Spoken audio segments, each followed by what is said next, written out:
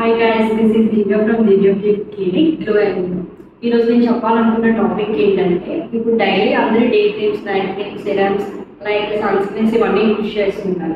కాకపోతే వాళ్ళకి ఎలా అంటే ఈ ప్రోడక్ట్ నాకు స్కిన్కి పడదేమో, లేకపోతే ఏమైనా అవుతుందేమో, రియాక్షన్స్ ఏమైనా వస్తాయేమో అని అందరూ ఆలోచిస్తున్నారు.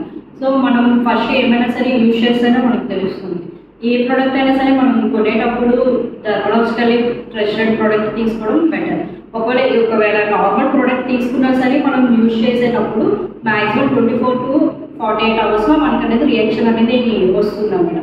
ఒక రియాక్షన్ లైక్ ఏంటంటే పింపుల్ కానీ, ర్యాషెస్ కానీ, ఇరిటేషన్ అలా వస్తే మనకి ఫేస్కి ఆ ప్రోడక్ట్ అనేది సెట్ అవ్వకపోవడం.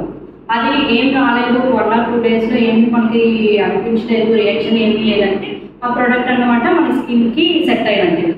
సో మళ్ళీ ప్రాపర్ రిజల్ట్గా మనకి ఎన్ని డేస్ వస్తుందంటే నార్మల్గా అందరూ చెప్తుంటారు 15 డేస్లో వస్తుంది లేదా 30 డేస్లో వస్తుంది. 15 డేస్లో 30 డేస్లో అనేది మనకి నార్మల్గా వస్తుంది.